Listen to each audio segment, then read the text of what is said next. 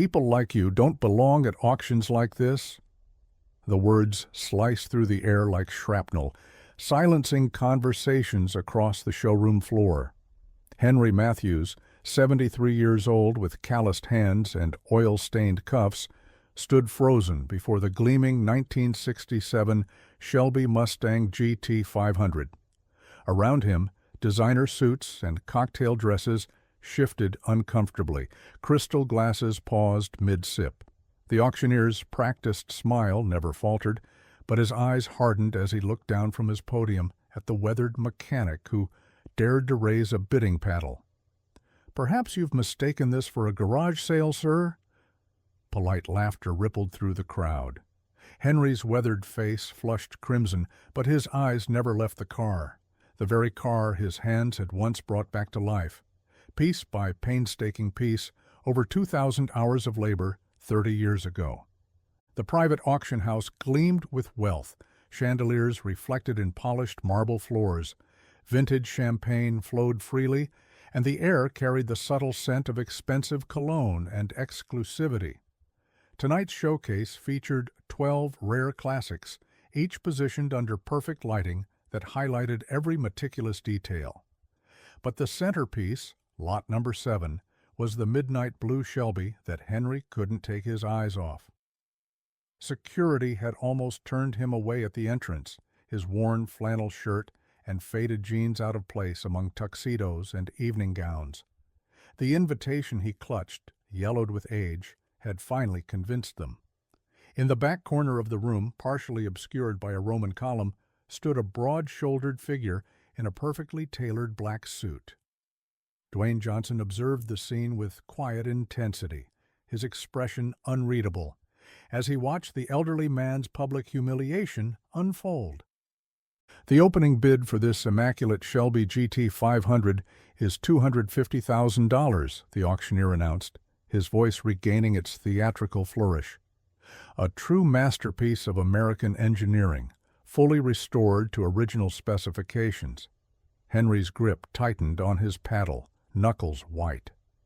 This wasn't just any car to him. It was 3 years of his life, a labor of love completed with his late son before the accident. He'd sold it to pay for medical bills, never thinking he'd see it again. Now, impossibly, here it stood. "Do I have $250,000? The auctioneer pointedly looked past Henry to the usual buyers. Whispers circulated through the crowd, amused, dismissive, embarrassed.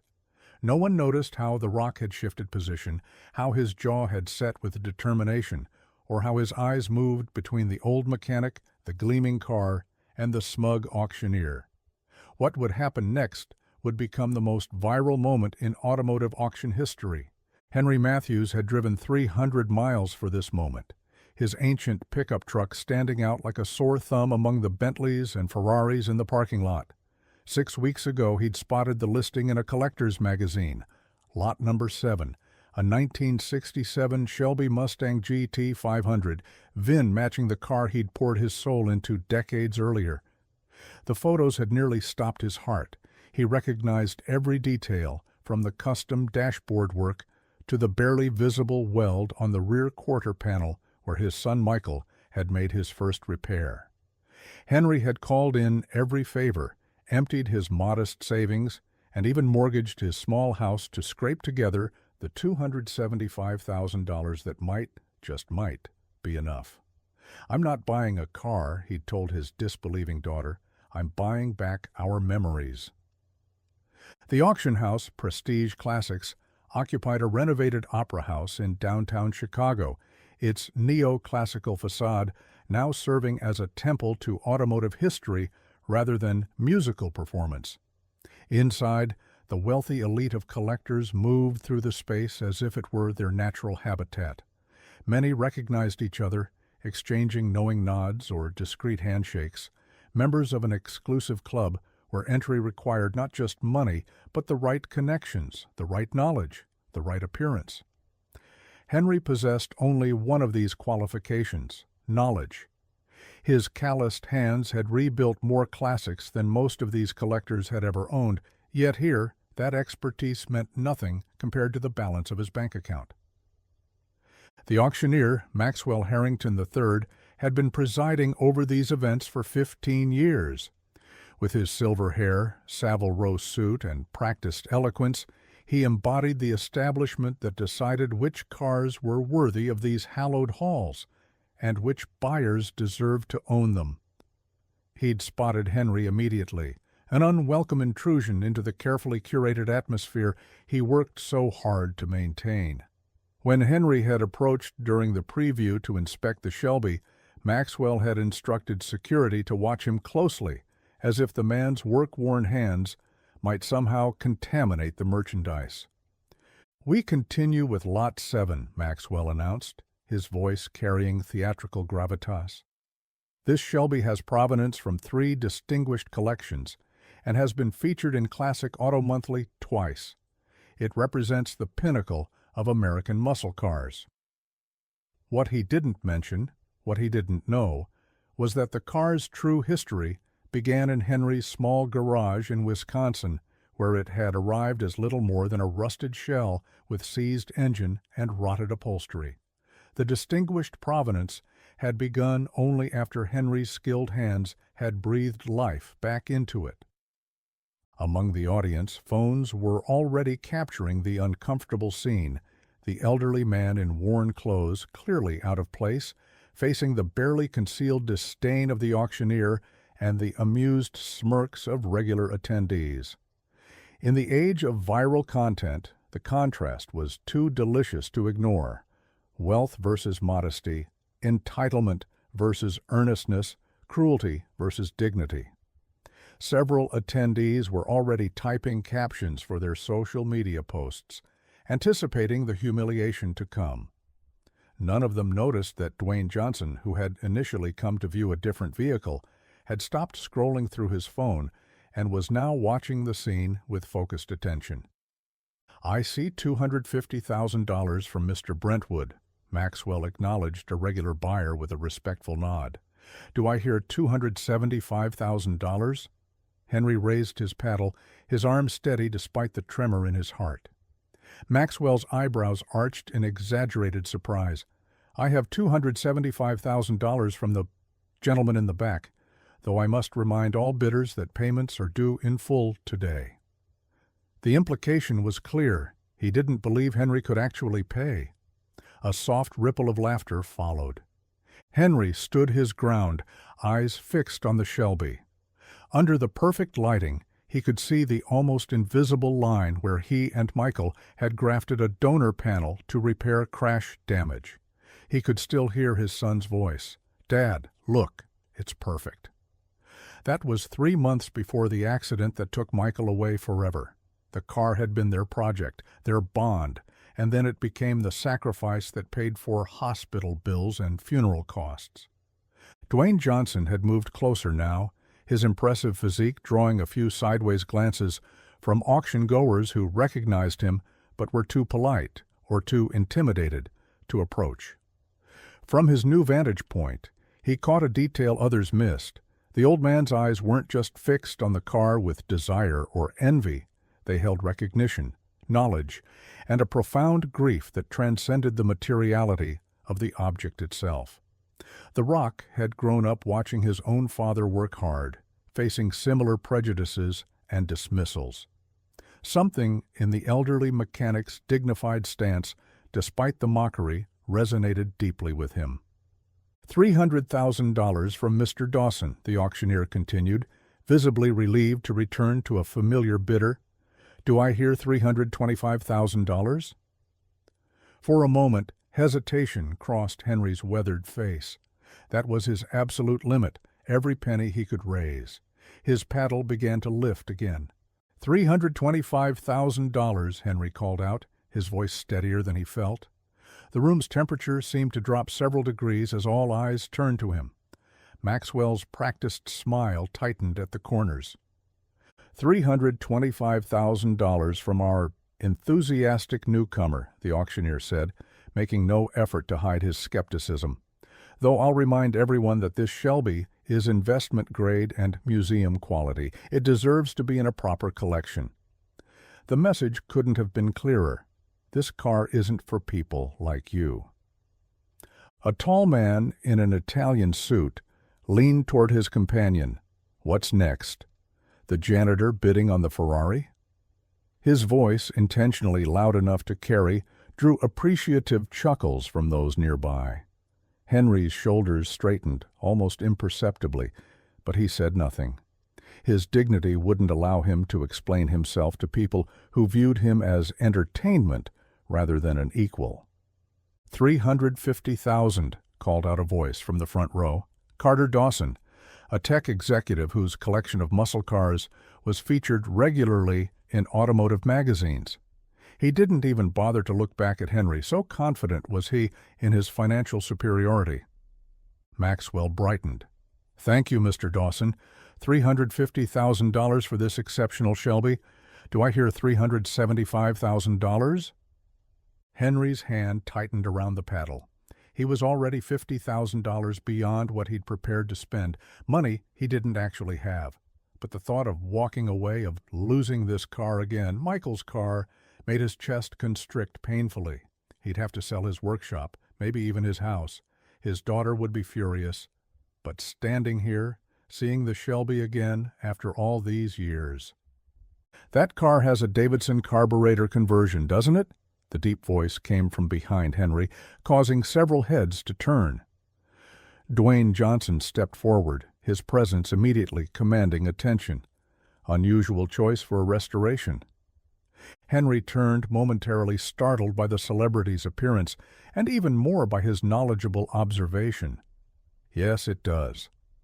The original Holly kept running too rich at idle. The Davidson solved it, while keeping the period-correct appearance. The Rock nodded appreciatively. Thought so. My dad had similar issues with his '69 Charger. He turned toward the front of the room. Interesting that it's not mentioned in the documentation. Maxwell's composure faltered slightly. We have comprehensive restoration records starting from 1995, Johnson interrupted. But this car was rebuilt long before that, wasn't it? He looked at Henry, something unspoken passing between them. The crowd began to murmur. Phones were recording more actively now, celebrity recognition adding another layer to the unfolding drama. The auctioneer cleared his throat, attempting to regain control. We have $350,000 from Mr. Dawson. Do I hear $375,000? The atmosphere in the auction room had shifted. What had begun as an uncomfortable social spectacle, the ridicule of an outsider, was transforming into something more complex with the unexpected intervention of Dwayne Johnson. The wealthy attendees were now caught between their initial dismissal of Henry and their instinctive deference to celebrity status. $375,000, Henry said quietly, raising his paddle. Maxwell's lip curled slightly. I have $375,000 from the gentleman in the back, though I must again emphasize that this auction requires immediate settlement of accounts. His emphasis on gentleman carried thinly veiled sarcasm. I'm aware of the terms, Henry replied, a hint of steel entering his voice. Carter Dawson turned in his seat now, openly assessing his competition. His expression was a mixture of annoyance and amusement.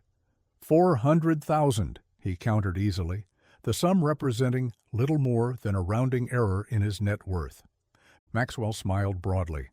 Thank you, Mr. Dawson. $400,000 for the Shelby. The provenance and conditions certainly justify the appreciation. Henry's face fell. He had reached his absolute limit. His fingers loosened on the paddle, the crushing weight of defeat settling on his shoulders. All the planning, all the financial risk, all the hope, extinguished by a casual bid from someone who probably owned dozens of similar cars. The Rock was watching Henry closely, noting the shift in his posture, the resignation in his eyes. He moved closer and spoke just loud enough for those nearby to hear. You worked on this car, didn't you? Henry nodded slowly. Restored it from 1989 to 1992, every nut and bolt. He gestured subtly toward the vehicle. There's a small '89 penny welded inside the trunk lid for luck. My son Michael's idea. Dwayne Johnson's eyebrows rose. He turned toward the podium. "Mr. Auctioneer, would it be possible to verify a small detail on the vehicle before proceeding?" Maxwell's expression soured. "Sir, we're in the middle of active bidding." "I understand," Johnson replied, his tone respectful but firm. "But if what I suspect is correct, it could significantly impact the provenance of this automobile." The murmurs grew louder. Several collectors shifted uncomfortably, understanding the implications. In the world of classic cars, authentic history could dramatically affect value. Carter Dawson stood up. "What's going on here? Either continue the auction or stop it, but this interruption is inappropriate."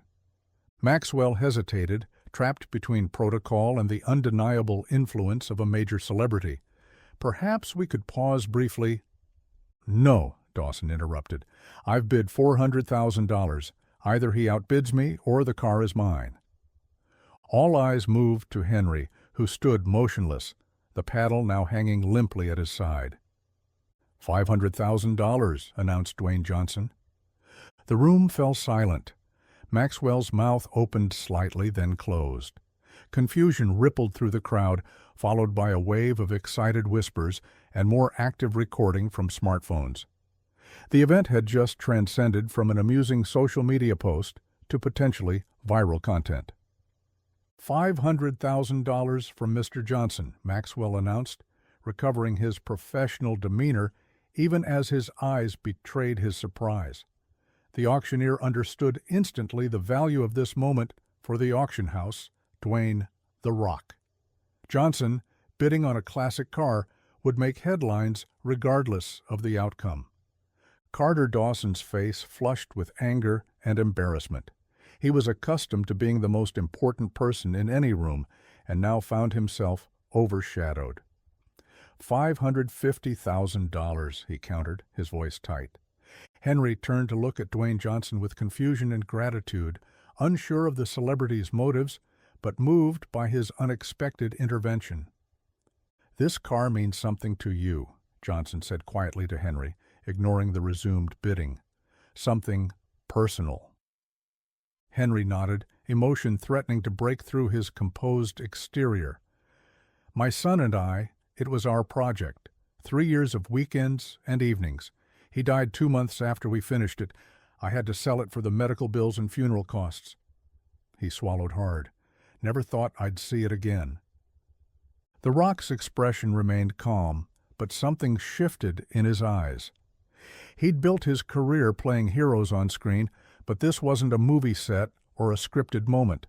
This was real life, with real stakes for the dignified old man standing beside him. $550,000 from Mr. Dawson, Maxwell was saying, his enthusiasm renewed by the climbing figures. "Do I hear $600,000? Johnson held up his paddle. $600,000. Gasps and whispers erupted. The crowd was fully engaged now, the earlier mockery of Henry forgotten as the high-stakes drama unfolded. Most hadn't expected actual bidding competition at this level, especially not from a Hollywood star. Carter Dawson stood up, turning to face Johnson directly. "Look, I don't know what game you're playing, but I've been tracking this Shelby for 3 years. It's the perfect addition to my collection." "Collection," Johnson repeated thoughtfully. "That's an interesting word. Implies something gathered, preserved." He glanced at Henry. "But for some people, these aren't just collectibles, they're pieces of their lives."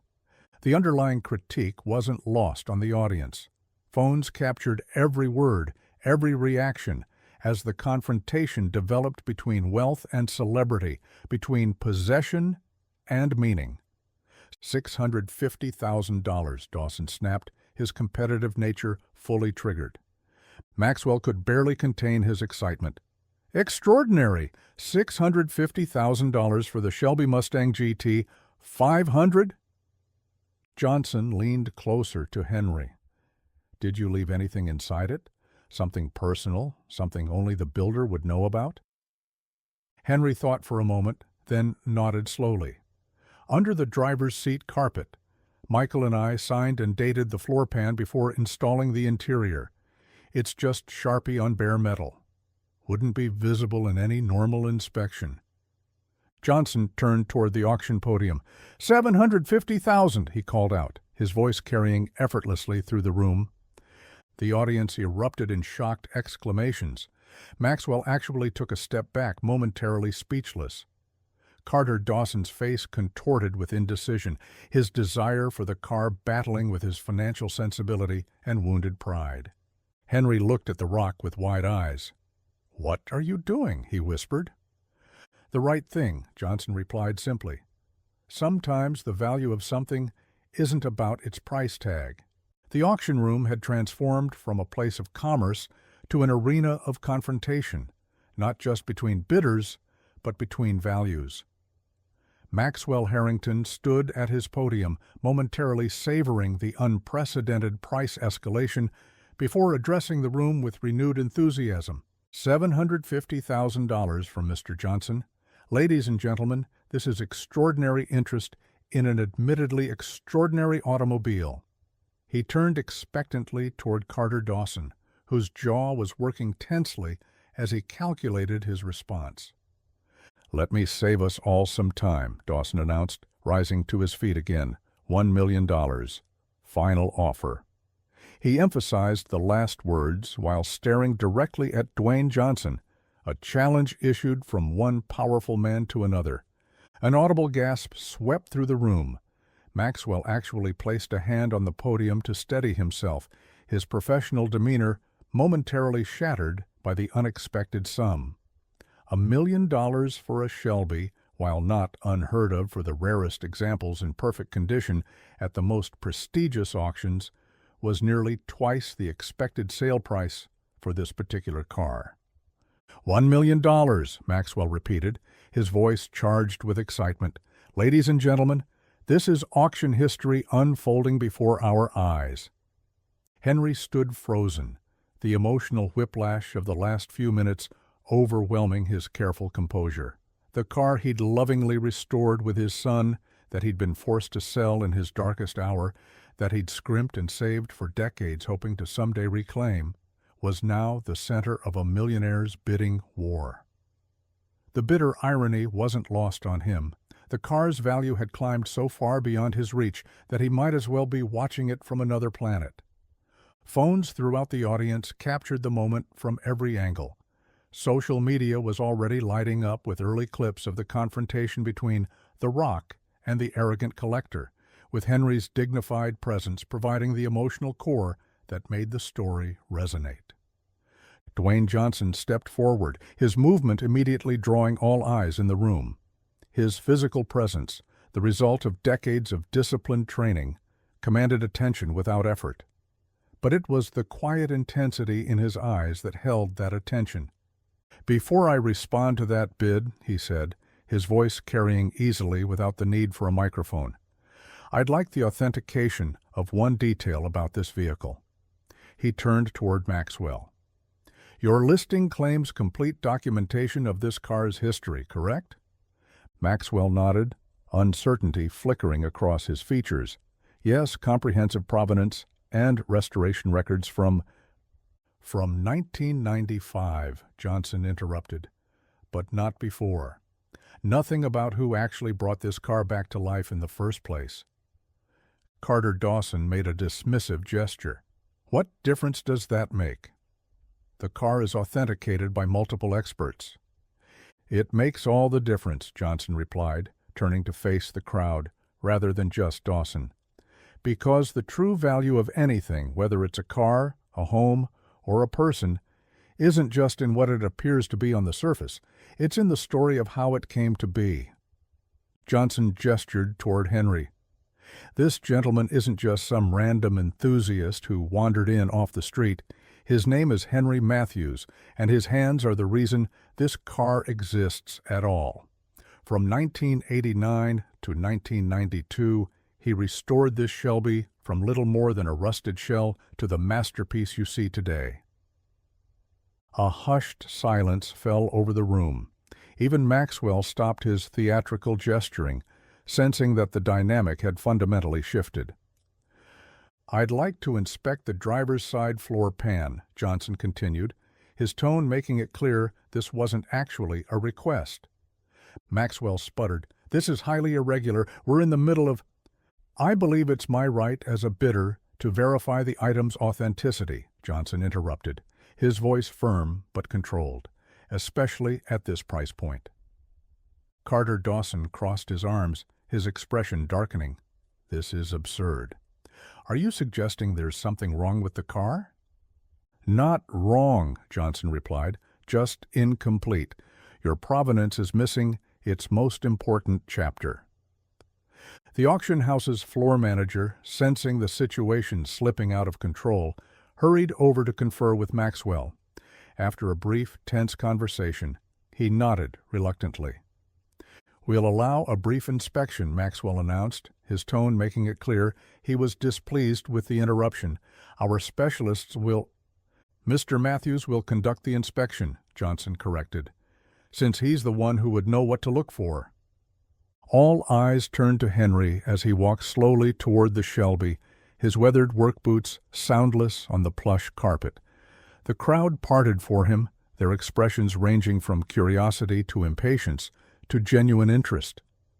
For the first time that evening, he wasn't being looked at with disdain, but with a new, uncertain respect. Henry knelt beside the driver's door, ignoring the protest from his arthritic knee. A technician from the auction house hurriedly brought him a pair of white cotton gloves, which he put on with practiced ease. With careful movements that spoke of decades of experience, he opened the door and began examining the interior. "Could I have some light?" he asked, his voice soft but clear. Someone immediately produced a flashlight, which Henry directed at the floor.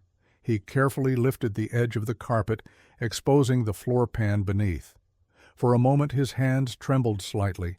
Then, with absolute certainty, he pointed to a spot just beneath the seat track. "There," he said. Johnson knelt beside him, followed by the auction house specialist and Carter Dawson. There, written in permanent marker on the bare metal, were two signatures, Henry Matthews and Michael Matthews, along with the date, November 12, 1992, and the words, "Father and Son Restoration Complete." Henry's finger gently traced his son's signature, and for a brief moment his carefully maintained composure cracked. A single tear traced down his weathered cheek before he quickly wiped it away. "My boy had just turned 20, he said quietly. "We spent 3 years on this car.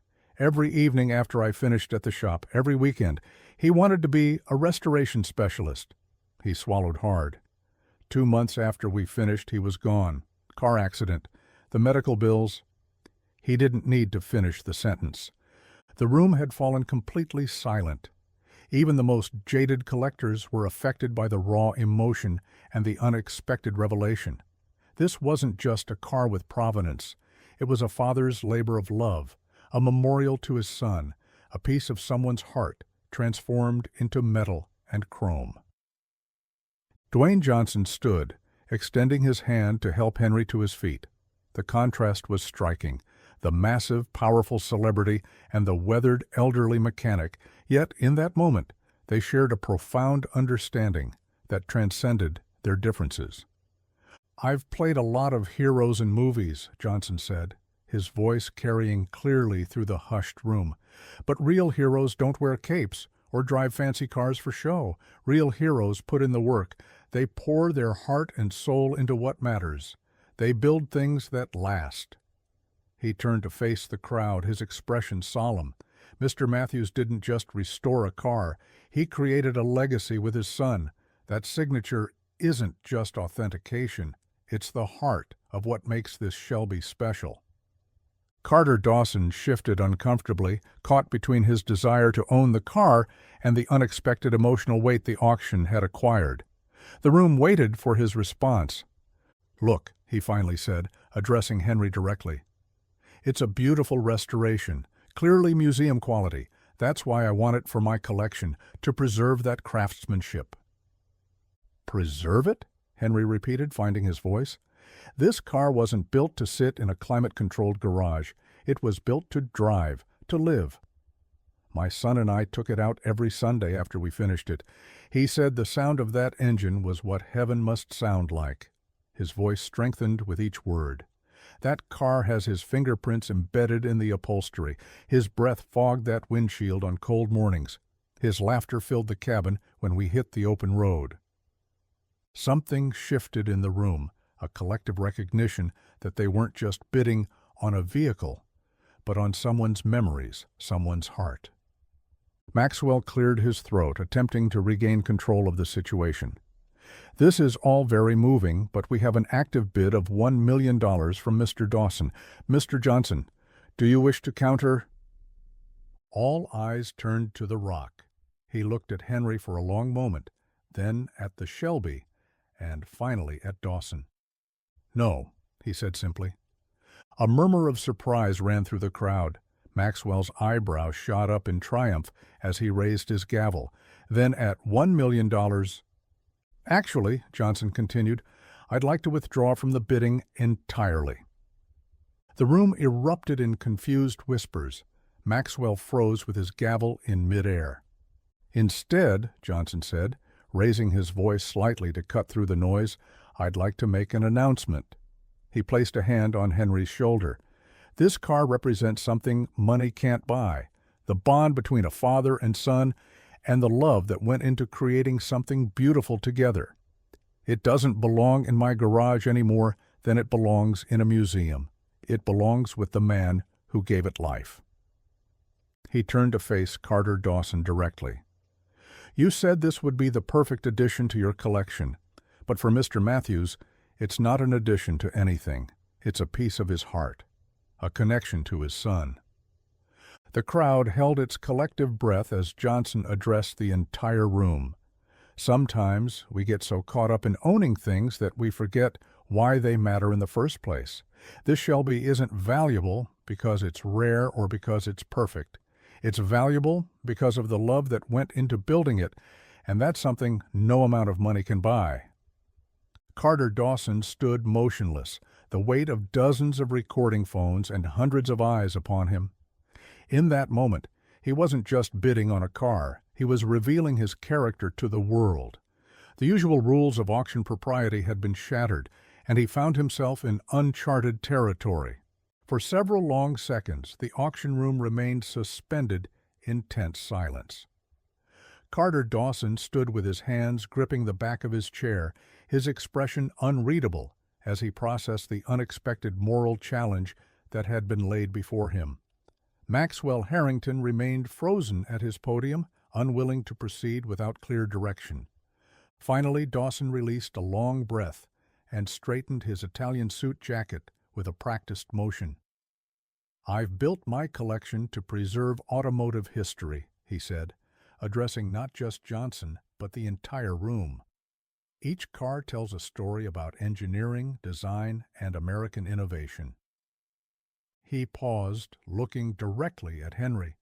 But I've never owned a car that tells a story quite like this one. Another pause, longer this time, as internal conflict played across his features. Then, with visible effort, he made his decision. I withdraw my bid, he announced. The room erupted in surprised murmurs and exclamations. Maxwell's mouth fell open in undisguised shock. In the high-stakes world of collector car auctions, this kind of reversal was unprecedented. Phones captured the moment from every angle, their owners already recognizing the viral potential of what they were witnessing. But, Dawson continued, raising his voice slightly to be heard over the commotion, I would like to make an alternative proposal. He turned to Henry. Mr. Matthews, your craftsmanship is extraordinary. The love and skill you put into this car is evident in every detail. My collection could benefit from that expertise. He straightened up, businessman once more. I'd like to offer you a position as specialist consultant to my automotive collection, with your first task being to complete a similar restoration on another Shelby in my possession. Henry blinked in surprise, momentarily speechless at this unexpected turn of events. The wealthy collector who had minutes earlier been his adversary was now offering him professional recognition, perhaps the first time his true skills had been acknowledged in this room. "And," Dawson added, his voice softening slightly, "I believe this particular car should return to the hands that created it." Maxwell finally found his voice. "Mr. Dawson, are you suggesting we cancel the sale entirely? The auction house policy clearly states—" "I'm suggesting," Dawson interrupted firmly, "that sometimes doing the right thing matters more than policy." He reached into his jacket and produced a checkbook. "I'll pay your standard buyer's premium as a cancellation fee. Will that suffice?" The auction house director hurried over to consult with Maxwell, their urgent whispers barely audible to the crowd. The unprecedented situation had shattered all standard protocols, leaving them scrambling to maintain some semblance of control. After a brief but intense discussion, Maxwell straightened his tie and addressed the room. "Ladies and gentlemen, in light of these extraordinary circumstances, Prestige Classics has decided to withdraw lot number 7 from today's auction." His professional veneer had returned, though strain showed around his eyes. "We will be proceeding with the remaining lots after a brief intermission." As the crowd began to disperse, buzzing with excitement about what they had witnessed, Dwayne Johnson approached Henry with a warm smile. "Looks like you've got your car back, sir." Henry shook his head in disbelief. "I don't understand. Why did you do this?" "Because some things matter more than others," Johnson replied simply. "My father taught me that. I think your son learned the same lesson from you." Nearby, Carter Dawson was completing arrangements with the auction house staff, signing documents and writing a check with practiced efficiency. When he finished, he walked over to join Henry and Johnson. "The paperwork will be ready within the hour," he told Henry. "The car is yours." He extended his hand. "And I was serious about the consulting position. My collection needs someone who understands that these machines have souls." Henry shook the offered hand, his weathered fingers contrasting with Dawson's manicured grip. "I'd be honored to take a look at your Shelby," he said, "but I'm semi-retired these days. Just work on the projects that speak to me." Dawson nodded with newfound respect. "Fair enough. The offer stands on your terms." As word of what had transpired spread through the auction house and beyond, people began approaching their small group. Some wanted photos with The Rock, others wanted to congratulate Henry or shake his hand. The very same collectors who had snickered at his presence earlier now sought his expert opinion on their own cars. Social media was already exploding with clips of the confrontation and its unexpected resolution. "The Rock stands up for elderly mechanic," read one headline. "Millionaire's surprise decision brings audience to tears," proclaimed another. The story was spreading at lightning speed, resonating with people who had never set foot in a classic car auction, but who recognized the universal themes of loss, remembrance, fairness, and redemption. Through it all, Henry remained grounded, accepting congratulations with quiet dignity. When the paperwork was finally completed and the keys to the Shelby handed over, he simply slipped them into his pocket without fanfare. What mattered wasn't owning the car again. It was reclaiming the connection to his son that the car represented. As the evening wound down, Henry stood alone beside the midnight blue Shelby, his fingers lightly tracing the curve of its fender. The auction had resumed for the remaining lots, but few people were paying attention. The emotional crescendo of Lot 7 had proven impossible to follow. Dwayne Johnson approached, having finished taking photos with the steady stream of admirers that had surrounded him. "Need a ride home?" he asked with a gentle smile. Henry looked up, his eyes clearer and brighter than they had been all evening. "Actually," he said, patting the Shelby's roof, "I've got one." Johnson laughed, the sound warm and genuine. "Yes, you do." "I still don't understand why you stepped in," Henry said, the question that had been lingering finally finding voice. You don't know me. You had no reason to help. The Rock leaned against the car, his customary intensity softened by reflection. My father taught me that possessions are just things, but how we treat each other, that defines who we are. He glanced around the opulent auction house. In rooms like this, it's easy to forget what really matters. When I saw how they treated you, how they dismissed everything you represent, he shook his head. Some things you just can't let slide. Henry nodded, understanding perfectly. Michael would have liked you, he said simply. I would have liked him too, Johnson replied. He must have been special to leave this kind of legacy. He was just getting started, Henry said softly, his hand still resting on the car. But now, every time I drive this, he's riding with me again. As they talked, Carter Dawson approached, having shed his earlier arrogance like an ill-fitting suit. The transporter is ready whenever you are, Mr. Matthews. They'll deliver the car anywhere you'd like. Thank you, Henry replied, but I think I'll drive it home myself. Dawson smiled. Of course you will. The three men stood in companionable silence for a moment, an unlikely trio united by the unexpected journey they had shared. Then Dawson extended his hand to Johnson. Thank you, he said simply, for reminding me of something important. We all need reminding sometimes, Johnson replied, accepting the handshake. Outside, as Henry prepared to drive away in the Shelby, a small crowd had gathered, auction attendees, staff, and even passers-by drawn by the commotion and the presence of a celebrity. Phones recorded the moment as Henry settled into the driver's seat, his hands finding their familiar places on the wheel and gear shift. The engine roared to life on the first try, its powerful voice echoing off the buildings. Henry rolled down the window, feeling the cool evening air against his face. "Safe travels, Mr. Matthews," called Johnson from the curb. Henry nodded, a smile transforming his weathered face. "It's not about the destination," he replied. "It's about the journey and who you share it with."